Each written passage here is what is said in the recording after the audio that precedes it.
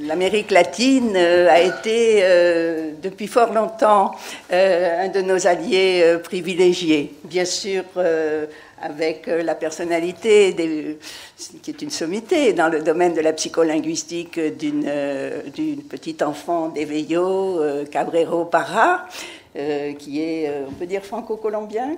Comment ? Voilà. Et qui est un éminent enseignant et très engagé dans cette action, avec nos fondateurs, puisque René Dyadkine le professeur Dyadkine avait de très grands liens avec l'Amérique latine et donc avec Tony Lenney.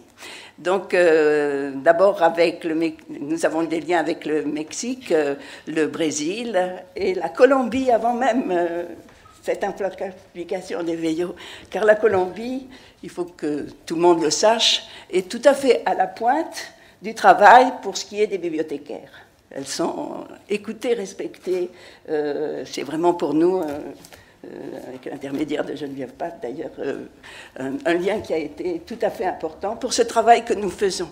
Je dois donc... je suis à ma place dans la situation de remercier infiniment Pierre Brulère, président de l'Institut français, messieurs les ambassadeurs de France et de Colombie qui nous font l'honneur. C'est vrai que c'est très émouvant pour nous, cet échange. Je vais essayer en 2-3 mots d'expliquer pourquoi. Nicolas Georges, évidemment, qui est nous sommes vraiment dans une dynamique très étroite. Et le ministère nous fait beaucoup confiance, je crois, pour cette dynamique avec ces projets livres petite enfance, qui sont très, très soutenus par le ministère de la Culture, le ministère des Affaires sociales, et ça s'appelle maintenant le CGET, donc ces 3 ministères nous soutiennent. Je remercie l'Institut français, dont je l'ai dit, la Maison d'Amérique latine, la DRAC d'Île-de-France, le département de l'Essonne qui a été le berceau de notre association, et dans cette dynamique originale de travailler toujours avec les services publics, de travailler toujours avec les bibliothèques. D'emblée, c'était l'orientation des fondateurs, René Dyadkine, Tony Lenney et moi-même. Le département de l'Essonne, et je remercie aussi particulièrement la Fondation Échange et Bibliothèque et la Fondation Search, qui nous a toujours soutenus, ainsi que la petite bibliothèque ronde de Clamart. Et voilà, et bien sûr, de 0 à Siem près. Alors, nous allons commencer tout de suite. Je vais simplement en dire quelques mots. Je trouve que votre intervention était vraiment extrêmement important pour nous. Et s'appuyer sur les services publics de bibliothèque nous paraît quelque chose de très important pour le pays. C'est une leçon de courage aussi, j'ai trouvé. Et moi, je me suis rappelé que nos fondateurs, ils ont, dans le domaine des consultations médico-psychologiques et du développement des consultations en France, tout ça est né après la Libération aussi. Et bon, je suis la fille d'un psychiatre aussi, Lucien Bonafé, qui a impulsé des formes de psychiatrie où ce qui compte, c'est l'égalité foncière des êtres humains. Et je ne vais rien dire après ce que vous avez dit. Et en particulier, l'égalité foncière des petits êtres humains jusqu'à 5 ans. Parce qu'il y a une chose que nous avons beaucoup de mal à faire passer, c'est qu'il n'y a pas de différence du développement intellectuel des enfants en fonction des classes sociales jusqu'à 5 ans. Bien sûr, il y a des enfants plus ou moins intelligents, plus ou moins... Il y a des enfants qui sont perturbés, malades, mais cela existe dans toutes les classes sociales. Et la différence dans les acquisitions culturelles, dans les acquisitions pédagogiques, ne va survenir qu'après 5 ans.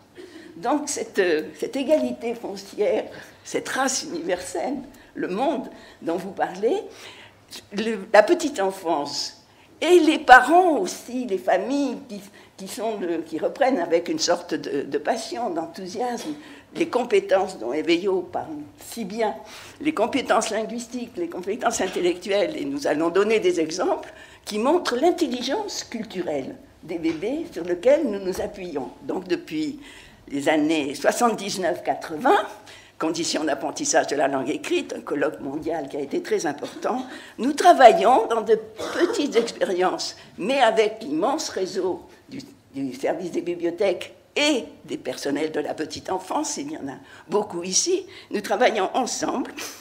Je vais raconter une petite histoire, et puis après, vous avez parlé des enfants qui jouent avec les grenouilles. Ici, il n'y a pas beaucoup d'enfants qui jouent avec les grenouilles. Je parle de l'université. Par contre, nous avons alors, il paraît que c'est le texte le mieux connu et non seulement le plus populaire. Nous avons une chanson qui s'appelle « Souris verte ». Et les souris sont aussi très populaires chez les enfants. Et j'ai entendu dans Bonavista Social Club que dans une chanson célèbre, un des plus grands chanteurs du monde chante la chanson de la petite souris. Donc ces thèmes qui sont en même temps extrêmement, vous l'avez bien dit, cette diversité, on va le voir dans la journée, recouvre en même temps une universalité de la pensée et une égalité des peuples, une égalité des cultures fondamentale. Alors souvent, comme c'est la petite enfance, les décideurs, mais ce n'est pas le cas, Nicolas Georges est ici, des pouvoirs publics qui nous soutiennent et qui soutiennent les bibliothèques en ce sens, disent mais ça ne dure pas longtemps la petite enfance. En tout cas ici il n'y a pas beaucoup de familles nombreuses. Quand on est débarrassé de ce problème si passionnant, c'est sûr, si enchanteur, mais aussi un petit peu lourd, on passe à autre chose, on passe à la scolarité, on ne voit pas l'importance de cet enjeu.